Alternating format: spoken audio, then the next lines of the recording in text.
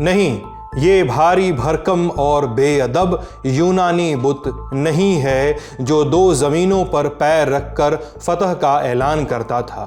ये जो समंदर से भीगे सूरजमुखी दरवाज़ों पर खड़ी है एक औरत है, ताकतवर, खामोश मगर रोशन। इसके हाथ में मशाल है और उस मशाल में कैद है आसमानी बिजली। नाम है उसका निर्वासितों की माँ। उसकी ऊंची उंगलियों से निकलती है एक पुकार, एक दावतनामा। उसकी राहत बख्शने वाली आंखें समंदर पार से आने वाले जहाज़ों की राह देखती हैं। उस बंदरगाह के पास जहां दो शहर मिलते हैं, उसकी खामोश ज़ुबान कहती है, ओ पुरानी सरज़मीनों, रख लो अपनी शान और शौकत अपने पास और मुझे दो तुम्हारे थके हुए, तुम्हारे गरीब, तुम्हारे वो लोग जो भीड़ में घुटने हैं और आज़ाद हवा में सांस लेना चाहते हैं। मुझे दो तुम्हारे बेघर भटकते मुसाफिर जिन्हें तूफ़ानों ने उखाड़ दिया है। उन्हें मेरी तरफ भेजो, मैं ये मशाल उठाए खड़ी हूँ इस सुनहरे दरवाजे के पास। ये एमा लेज़रस की कविता द न्यू कोलोसस का हिंदी अनुवाद है। एमा ने कविता साल 1883 में लिखी थी। वो दौर जब अमेरिका एक दरवाज़ा था उन सबके लिए जो यूरोप की तंगहाली और धार्मिक भेदभाव से भाग के एक नई ज़मीन की तलाश में थे। स्टैचू ऑफ लिबर्टी यानी स्वतंत्रता की मूर्त न्यूयॉर्क शहर में स्थित इस मूर्ति की नींव पर यह कविता साल 1903 में उतारी गई। लेज़रस इसे मदर ऑफ एग्जाइल्स कहती हैं, यानी निर्वासितों की माँ जो अपने पास बुलाती है थके हुए, टूटे हुए और तूफानों से उखड़े इंसानों को। मगर आज डोनाल्ड ट्रंप और उनके जैसे सियासतदान अमेरिका की इस तस्वीर पर कालिख पोतने में लगे हुए हैं। दीवारें बन रही हैं, वीज़ा बंद हो रहे हैं, दूसरे देशों से आने वालों को शक की निगाह से देखा जा रहा है। स्टैचू ऑफ लिबर्टी अब भी खड़ी है मगर उसकी मशाल धुंधलाने लगी है। वो हकीकत से मुंह चुरा रही है। 4 मई को डोनाल्ड ट्रंप ने एक ऐलान किया, अपना पुराना नश्तर दोबारा चलाया। 12 मुल्कों के नागरिकों को अमेरिका में दाखिले पर सीधा बैन। इसके अलावा 7 और ऐसे मुल्क हैं जिन पर कुछ हद तक बैन लगाई गई है। इस फैसले के पीछे दलील है राष्ट्रीय सुरक्षा। आज के शो में इसी फैसले पर विस्तार से बात करेंगे, जानेंगे कि इस फैसले के पीछे वजह क्या है, कौन कौन से देश इसकी चपेट में आए, दुनिया भर से क्या प्रतिक्रियाएं आई हैं और अब आगे क्या हो गया। एक एक करके सब पर बात करेंगे, लेकिन उसके पहले परिचय की रवायत। नमस्ते, हम हैं सिद्धांत और आप देख रहे हैं लल्लन टॉप का अंतर्राष्ट्रीय खबरों का रोजाना का कार्यक्रम दुनियादारी। Brought to you by Candid, Sharda University and Higher. Candid dusting powder, 4 skin problems का एक expert solution. Candid dusting powder, हटा खुजली लगा कैंडिड। सबसे पहले जानिए कि पूरी तरह बैन किन देशों पे लगाया गया है। लिस्ट में शामिल हैं Afghanistan, Myanmar, Chad Republic of the Congo, Equatorial Guinea, Eritrea, Haiti, Iran, Libya, Somalia, Sudan और यमन। ये बैन लागू होगा 9 जून को अमेरिकी समयानुसार सुबह 12:01 पर। ट्रंप ने कहा है कि दुनिया भर से उभरते खतरों के बीच नए देश इस लिस्ट में जुड़ते रहेंगे, यानी ये लिस्ट स्थिर नहीं है बल्कि चलायमान है, जिसे जब चाहा जोड़ा, जिसे जब चाहा हटाया और इसकी समीक्षा समय समय पर होती रहेगी। पर यह समीक्षा करेगा कौन और किन आधारों पर करेगा, इसका जिक्र सामने नहीं आया है। Where the software engineer meets the cool UI UX designer, the world comes together at Sharda University. अब आते हैं उन देशों पर जिनके नागरिकों पर आंशिक रोक लगी है। इसमें Burundi, Cuba, Laos, Sierra Leone, Togo, Turkmenistan और वेनेजुएला शामिल हैं। इनके लिए कुछ छूट होगी, लेकिन अमेरिका की ज़मीन पर कदम रखने के लिए अब कई स्तर की जांच और मंजूरी की आवश्यकता होगी। लेकिन ये बैन उन देशों के सभी लोगों पर लागू नहीं है। कुछ खास वर्गों को इससे छूट दी गई है। मिसाल के तौर पर वो खिलाड़ी जो किसी बड़े आयोजन जैसे 2026 फीफा वर्ल्ड वर्ल्ड कप और 2028 ओलंपिक्स के लिए आ रहे हों उन्हें अनुमति मिल सकती है। ईरान में रह रहे धर्म या नस्ल के आधार पर सताए जा रहे अल्पसंख्यक अगर अप्रवासी वीज़ा रखते हो तो उन्हें भी वहाँ से भी आने वाले लोगों को इजाज़त दी जा सकती है। अफगानिस्तान के वे नागरिक जिन्हें अमेरिका की तरफ से स्पेशल इमिग्रेंट वीज़ा मिला हो वे भी आ सकते हैं।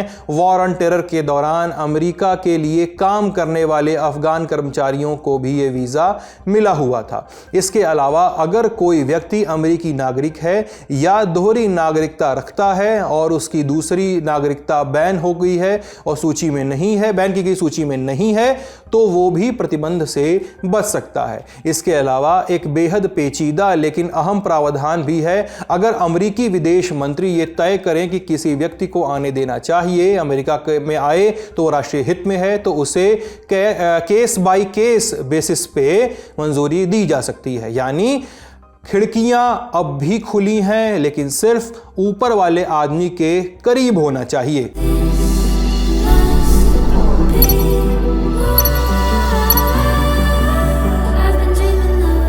अब ट्रंप ने दूसरी बार ऐसा ट्रैवल बैन लगाया है। पहली बार उन्होंने साल 2017 में राष्ट्रपति बनने के बाद 7 मुस्लिम बहुल देशों पर प्रतिबंध लगा दिया था। दुनिया भर में बवाल मचा था। आलोचकों ने इसे मुस्लिम बैन करार दिया था। अमेरिका के भीतर अदालतों में चुनौती दी गई। आरोप था कि यह प्रतिबंध धार्मिक पहचान के आधार पर भेदभाव करता है।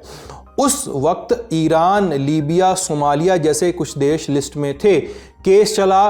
ट्रंप प्रशासन ने उस बैन को 2 बार संशोधित किया, भाषा बदली और तकनीकी वजहें जोड़ी। इसमें उत्तर कोरिया और वेनेजुएला जैसे गैर मुस्लिम देशों को भी जोड़ा गया जिससे बैन को अदालतों से मंजूरी मिल सके। 2018 में अमेरिकी सुप्रीम कोर्ट ने इस नीति को सही ठहराया, लेकिन 2021 में जैसे ही जो बाइडेन सत्ता में आए उन्होंने इस प्रतिबंध को रद्द कर दिया। लेकिन अब वही कहानी फिर शुरू हुई है। फर्क बस इतना है कि इस बार ट्रंप पहले से ज्यादा चतुर हैं। पहले जैसी साफ साफ धार्मिक भेदभाव वाली स्क्रिप्ट नहीं लेकर आए हैं। इस बार पैकेज को स्मार्ट बनाया गया है। अब नया आदेश मुस्लिम बैन की शक्ल में नहीं दिखता है। आधार बताया गया है वीजा ओवरस्टे और राजनीतिक अस्थिरता को। यानी किसी देश के कितने लोग अमेरिका में घुसकर तय वक्त से ज़्यादा रुकते हैं या उनके यहाँ की सरकार कितनी नाकाम है, इस बार लिस्ट में उनको जोड़ा गया है। Burundi, Togo, Equatorial Guinea, Turkmenistan, Congo, Sierra Leone, Laos जैसे छोटे और कम चर्चित देश भी इसमें शामिल हैं। इन सभी के लिए सिर्फ एक ही तर्क दिया गया है कि इनके नागरिक अमेरिका में आकर तय सीमा से ज़्यादा वक्त तक रुक जाते हैं, लेकिन बाकी देशों के लिए वजह थोड़ी और विस्तृत हैं। ट्रंप कह रहे हैं कि कुछ देश रिमूवेबल नेशनल्स यानी अमेरिका से डिपोर्ट किए गए नागरिकों को वापस लेने से इनकार करते हैं। कुछ देशों की पासपोर्ट अथॉरिटी पर भरोसा नहीं किया जा सकता। कुछ जगहों से आपराधिक रिकॉर्ड मिलते नहीं हैं और सबसे आम तर्क है सुरक्षा की चिंता। ईरान और क्यूबा को स्टेट स्पॉन्सर ऑफ टेररिज्म यानी आतंकवाद का प्रायोजक बता दिया गया है। सोमालिया को आतंकी ठिकाना, लीबिया में ऐतिहासिक तौर पर आतंकवाद की मौजूदगी का हवाला दिया गया है। अफगानिस्तान में तालिबान की सरकार और सुरक्षा चिंताओं को वजह बताया गया है। वहीं हैती को लेकर कहा गया है कि बाइडेन प्रशासन के दौरान लाखों हैती नागरिक अवैध रूप से अमेरिका में घुस आए थे जिससे अमेरिकी समुदायों को नुकसान पहुंचा। ट्रंप के इस नए आदेश में एक और बड़ा फर्क है कि ये अस्थायी नहीं है। पिछली बार प्रतिबंध 90 से 120 दिन के लिए थे, लेकिन अब कोई समय सीमा तय नहीं की गई है। सिर्फ एक लाइन में कहा गया है कि इसे नियमित रूप से रिव्यू किया जाएगा। यानी असल में यह बैन अनिश्चितकालीन है, कब तक चलेगा किसी को नहीं पता। ट्रंप ने अपने पुराने कानून को धूल झाड़ कर नए सिरे से पेश तो कर दिया है, लेकिन विरोध इस बार भी हो रहा है। डेमोक्रेट्स ने इसे फौरन नस्लभेदी, विभाजनकारी और अमेरिका की मूल आत्मा के खिलाफ बताया है। ह्यूमन राइट्स फर्स्ट और एमनेस्टी इंटरनेशनल जैसी मानवाधिकार संस्थाओं ने इसे नस्लभेदी और निर्दयी बताया है। अमेरिकी जनता इस बारे में क्या राय रखती है, सुनिए। I think it's terrible. मुझे ये बहुत गलत लगा। इसमें इंसानों की अहमियत को नहीं समझा गया। सबकी ज़िंदगी बराबर मायने रखती है। ऐसा रवैया इंसानियत के खिलाफ है। Are important and that they're equal. It's not surprising considering the source. ये बात मुझे चौंकाने वाली नहीं लगी क्योंकि ये ट्रम्प हैं। वो नस्लभेदी सोच के लिए जाने जाते हैं। वो अमेरिका को फिर से महान नहीं बल्कि फिर से गोरा बनाना चाहते हैं। ये बहुत दुखद है और डरावना भी, क्योंकि ये देश अलग अलग देशों से आए प्रवासियों से बना है। Nation was built on different nationalities and immigrants. ये तो वही नियमों की बात, लोगों की बातें। डोनाल्ड ट्रंप ने ऐलान करते हुए क्या कहा है वो सुन लेते हैं। कोलोराडो के बोल्डर में जो हमला हुआ, उसने एक बार फिर ये दिखा दिया कि बिना जांच के अमेरिका में आने वाले विदेशी कितने खतरनाक हो सकते हैं। कुछ लोग टेम्पररी वीजा पर आते हैं, फिर वापस नहीं जाते। ये हमारे देश की सुरक्षा के लिए सीधा खतरा है। हम ऐसे लोग को यहाँ नहीं चाहते। वीडियो एड्रेस की शुरुआत ही ट्रंप ने एक हमले का जिक्र करते हुए किया था। माना जा रहा है कि ट्रंप ये सब कुछ करना तो पहले से ही चाहते थे, लेकिन इस हमले ने इन पाबंदियों की जमीन पक्की कर दी, उन्हें मोटिवेट किया। हम अमेरिकी राज्य कोलोराडो में हुए हमले की बात कर रहे हैं। जून 2025 की पहली तारीख को एक व्यक्ति ने इजरायली बंधकों के समर्थन में जमा लोगों पर हमला कर दिया था। ये लोग कोलोराडो के बोल्डर शहर में जमा थे। उस व्यक्ति ने 2 ज्वलनशील बम फेंके और एक फ्लेम थ्रोवर से आग लगाई। 12 लोग घायल हुए। जांच में पता चला कि वो व्यक्ति मिस्र का था, इजिप्ट का था, लेकिन हैरानी की बात यह है कि मिस्र इजिप्ट ट्रंप की इस लिस्ट में शामिल ही नहीं है। अब ऐसा क्या है कि मिस्र को ऐसी छूट दी गई? अब इजिप्ट के राष्ट्रपति हैं अब्देल फतेह अल सीसी। वॉल स्ट्रीट जर्नल की रिपोर्ट बताती है कि ट्रंप ने 2019 में अल सीसी को अपना पसंदीदा तानाशाह कहा था। लोग सीसी की तुलना होस्नी मुबारक से करते हैं। होस्नी मुबारक करीब 3 दशकों तक मिस्र की सत्ता में रहे तानाशाह थे। अरब स्प्रिंग के बाद लोकतंत्र के पक्ष में जो माहौल बना, उसने होस्नी मुबारक की सत्ता छीन ली थी। जानकार कहते हैं कि मुबारक का तो दौर सीसी के दौर से बेहतर था। तब थोड़े बहुत विरोध की इजाजत भी थी, आलोचना के लिए थोड़ा स्कोप भी था, लेकिन सीसी विपक्ष और विरोध दोनों को ही नहीं पनपने देते हैं। सीसी सरकार में हजारों की तादाद में अपने विरोधियों को जेल में ठूंसा गया है। सीसी ने पहले मिस्र के राष्ट्रपति थे। मोहम्मद मोरसी चुनाव में जीतकर राष्ट्रपति बने थे। मोरसी सरकार में सीसी रक्षा मंत्री थे। जुलाई 2013 में वहां सेना ने तख्ता पलट किया।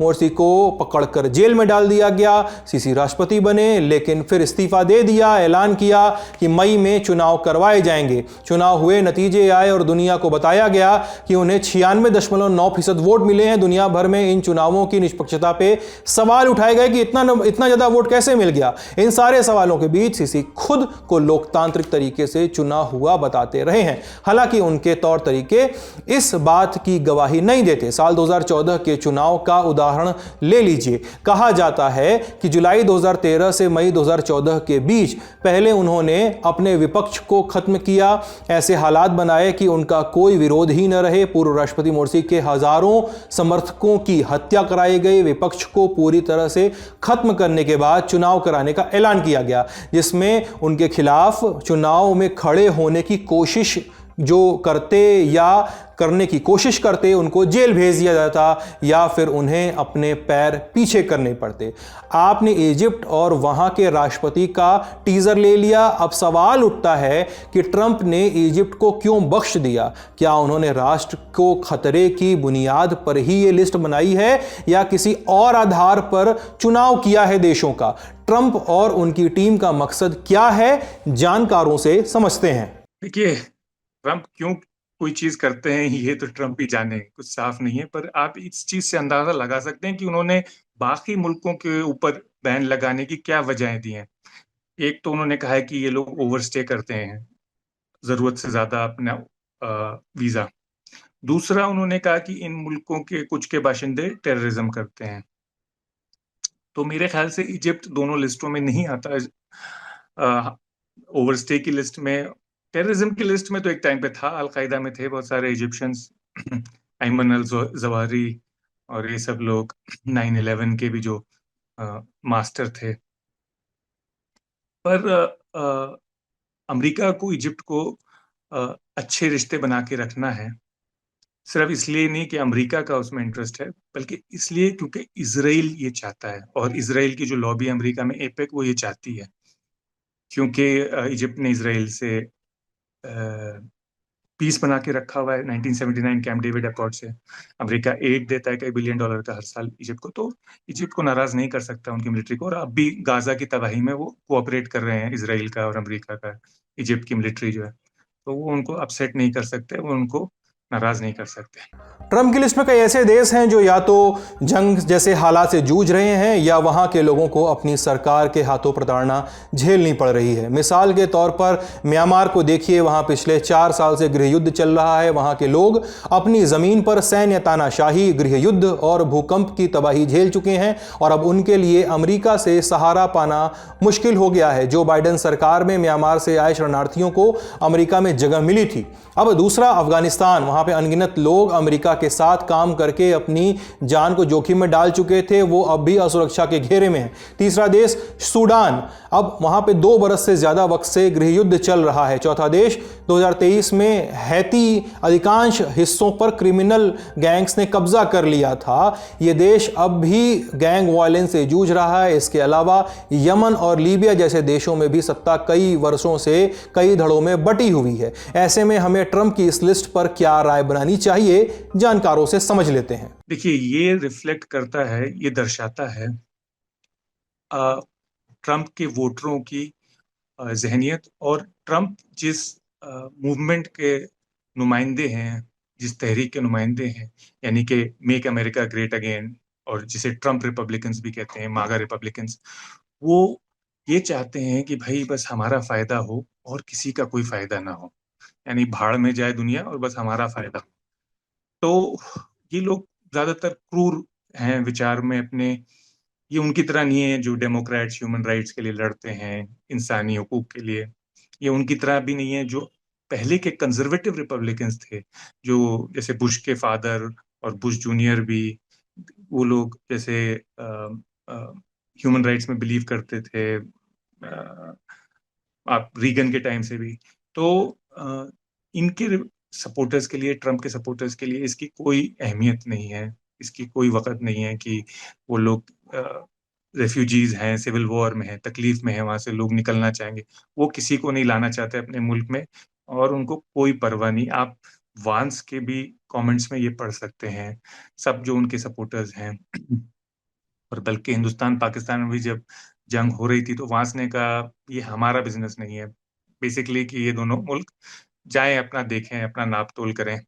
ये तो बस जब उनको ऐसा कुछ लगा कि शायद कुछ न्यूक्लियर होने का डर है, तब वो बीच में कूदे, क्योंकि उनका नुकसान था उसमें। अब जानते हैं कि जिन देशों को बैन लगाया गया है उन्होंने क्या प्रतिक्रिया दी है। पहला, सोमालिया अमेरिका से बात करने को तैयार है। सोमालिया के वाशिंगटन स्थित राजदूत दाहिर ईरान अब्दी ने कहा कि उनका देश अमेरिका के साथ अपने रिश्ते को अहमियत देता है।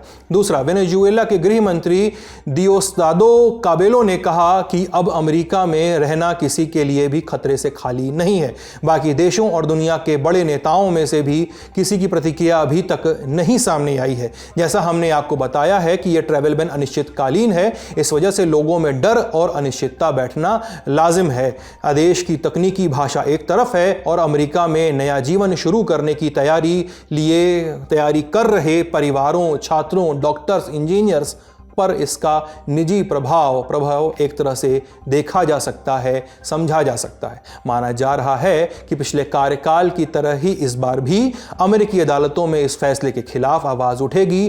कोर्ट क्या फैसला लेती है, यह देखने लायक होगा। फिलहाल इस खबर में इतना ही।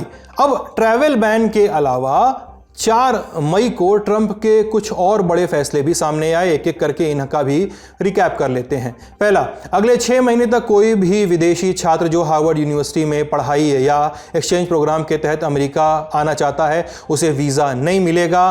ट्रंप प्रशासन का कहना है, दावा भी है कि यह फैसला राष्ट्रीय सुरक्षा के लिहाज से लिया गया है, लेकिन हार्वर्ड यूनिवर्सिटी ने इसे सीधे सीधे प्रतिशोधात्मक यानी बदले की भावना से प्रेरित बताया है। रॉयटर्स की रिपोर्ट के मुताबिक हार्वर्ड ने कहा है कि वो अपने अपने अंतर्राष्ट्रीय छात्रों की सुरक्षा और अधिकारों के लिए खड़ा रहेगा। दूसरा, ट्रंप ने जो बाइडेन के राष्ट्रपति कार्यकाल को निशाना बनाया है। उनका आरोप है कि बाइडेन प्रशासन के लोगों ने एक संगठित साजिश के तहत अमेरिकी जनता को धोखे में रखा, खासतौर पर बाइडेन की मानसिक हालत को लेकर। ट्रंप का कहना है कि यह साजिश अमेरिकी इतिहास के सबसे खतरनाक और गंभीर घोटालों में से एक है। उन्होंने इसकी जांच के आदेश दे दिए हैं। जवाब में बाइडेन ने ट्रंप के इस कदम को बेतुका बताया है। अब यह था हमारा बड़ी खबर का सेगमेंट। अब सुर्खियों की बारी। पहली सुर्खी पाकिस्तान से है। पाकिस्तान को संयुक्त राष्ट्र सुरक्षा परिषद यानी यूएनएससी में 3 बड़ी भूमिकाएं मिली हैं। पहला, उसे तालिबान प्रतिबंध समिति का अध्यक्ष बनाया गया है। यह समिति तालिबान और उससे जुड़े लोगों या समूहों पर लगे प्रतिबंधों की निगरानी करती है। पाकिस्तान इस समिति का नेतृत्व करेगा, यानी यह तय करेगा कि प्रतिबंध ठीक से लागू हो रहे हैं या नहीं। यह पाकिस्तान करेगा। अब दूसरा, पाकिस्तान को आतंकवाद रोधी समिति का भी उपाध्यक्ष बनाया गया है। ध्यान से सुनिएगा, यह समिति आतंकवाद को रोकने और उससे निपटने के लिए देशों को एक साथ काम करने में मदद करती है। पाकिस्तान इस समिति का उपाध्यक्ष होगा, यानी वाइस चेयर होगा। यानी समिति के काम में मदद करेगा और जरूरी फैसलों में हिस्सा लेगा। इसके अलावा वो अनौपचारिक कार्य समूह यानी IWG का सह अध्यक्ष भी चुना गया है। यह समूह 2 चीजों पे काम करता है। डॉक्यूमेंटेशन यानी सुरक्षा परिषद के डॉक्यूमेंट्स और काम करने के तरीकों को बेहतर बनाना, और प्रतिबंध यूएन के प्रतिबंधों को और प्रभावी बनाने के लिए सुझाव देना। पाकिस्तान इस समूह का सह अध्यक्ष होगा, यानी ये बैठकों को चलाने और चर्चाओं को निर्देशित करने में मदद करेगा। पाकिस्तान के PM शहबाज शरीफ ने सोशल मीडिया एक्स पर अपनी पीठ थपथपाई है और कहा है कि सारी जिम्मेदारियां दिखाती हैं कि दुनिया को पाकिस्तान की आतंकवाद के खिलाफ लड़ाई पर भरोसा है। पता नहीं कितना भरोसा है, किसको भरोसा है ये नहीं पता, लेकिन पाकिस्तान और आतंकवाद एक साथ एक धड़े में अलग अलग वजहों से रखे जाते रहे हैं। अगली सुर्खी इजराइल से है। इजराइल ने हमास की गिरफ्त में 2 बंधकों के शव बरामद किए हैं। इस बात की पुष्टि खुद इजराइल के PM बेंजामिन नेतन्याहू ने की। इजराइल डिफेंस फोर्स यानी IDF के मुताबिक इंटेलिजेंस एजेंसी शिन बेट से खुफिया जानकारी मिली थी, जिसकी मदद से खान यूनिस में एक ऑपरेशन चलाया गया था। लोकेशन ट्रेस करके शव बरामद किए गए। इससे ज़्यादा ऑपरेशन के बारे में कोई जानकारी सार्वजनिक नहीं की गई है। जो 2 शव बरामद किए गए हैं वो पति पत्नी हैं। इनकी पहचान जोडी वेंस्टीन और गेट हवाई के नाम से हुई है। साल 2023 में 7 अक्टूबर को हमले वाले दिन दोनों सैर पर निकले थे। इसी दिन हमास ने हमला करके कई इजरायलियों को बंदी बना लिया था, जिनमें ये भी शामिल थे। हमले वाले दिन ही उन्होंने इमरजेंसी नंबर पर फ़ोन करके बताया था कि इन्हें गोली लगी है और शायद ही वे बच पाएं। उन्होंने फैमिली को लास्ट मैसेज भी भेजा था। दिसंबर 2023 में उन्हें मृत घोषित कर दिया गया था और अब 1.5 साल बाद उनके शव लौटे हैं। तीसरी सुर्खी न्यूजीलैंड से है। यहाँ के prime minister Christopher mark Luxon के मीडिया स्टाफ पर महिलाओं की आपत्तिजनक तस्वीरें और वीडियो बनाने का गंभीर आरोप लगा है। स्टाफ का नाम है माइकल फोर्ब्स। इन आरोपों के सिद्ध होने के बाद फोर्ब्स ने पद से इस्तीफा दे दिया है और पीड़ित महिलाओं से माफ़ी भी मांगी है। न्यूजीलैंड की न्यूज़ वेबसाइट स्टफ के मुताबिक इस मामले का खुलासा तब हुआ जब जुलाई 2024 में फोर्ब्स राजधानी वेलिंगटन में एक सेक्स वर्कर के साथ मौजूद थे। महिला ने महसूस किया कि फोर्ब्स के फ़ोन में ऑडियो रिकॉर्डिंग एक्टिव है। शक होने पर जब उसने फ़ोन का पिन मांगकर तफ्तीश की तो कई आपत्तिजनक तस्वीरें, वीडियो ये सब बरामद हुए। इस मामले पर PM लक्सन ने नाराज़गी जताई, कहा कि उन्हें बड़ा झटका लगा है। वो ऐसी किसी भी हरकत को बिल्कुल बर्दाश्त नहीं करेंगे जिससे महिलाएं असुरक्षित महसूस करें। लक्सन और दूसरे नेताओं ने गोपनीयता कानूनों में बदलाव की भी बात कही है। पुलिस का कहना है कि उन्हें वेलिंगटन से बीती जुलाई फ़ोन में आपत्तिजनक तस्वीरें मिलने की शिकायत आई थी, लेकिन उन्होंने तब मामला दर्ज करने लायक नहीं समझा था। न्यूजीलैंड से ही एक और खबर आई है। यहाँ के संसद से 3 माओरी सांसदों को अस्थायी तौर पर निलंबित कर दिया गया है। पहला नाम है हाना राहिती माईपी कार्के का, जो 7 दिनों के लिए सस्पेंड हुई हैं। बाकी उनकी पार्टी के नेता रावेरी वेटिटी और डेविड नगरेवा पैकर को 21 दिनों के लिए सस्पेंड किया गया है।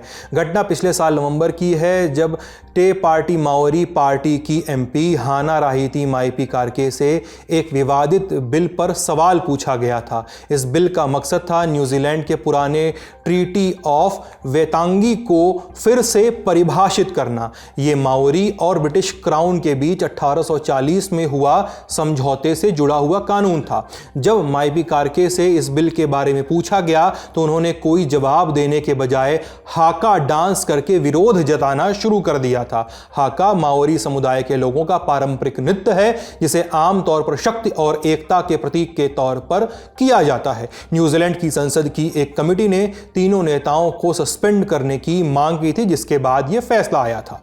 आज का दुनियादारी यहीं तक। शो खत्म करें उसके पहले एक छोटी सी सूचना आप सभी के लिए।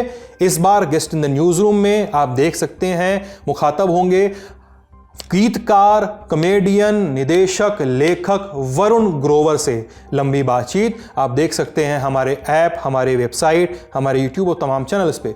लेकिन एक और सूचना है। सूचना ये है कि 8 जून के दिन, यानी जो आने वाला संडे है, उस दिन हम एक guest in the news room record करने वाले हैं एक्टर आमिर खान के साथ। आपके पास मौका है कि आप उस शूट से लाइव ऑडियंस के तौर पे जुड़ सकते हैं। क्या करना है? डिस्क्रिप्शन में मौजूद एक लिंक है, उसको क्लिक करना है, बाकी खुद समझ जाएंगे आप। आज का दुनियादारी यहीं तक। जैसा पहले बताया, मैं सिद्धांत, कैमरे के पीछे आलिस। अपना ख्याल रखिएगा, स्वस्थ रहिएगा, मस्त रहिएगा, देखते रहिएगा लल्लन टॉप। बहुत बहुत शुक्रिया।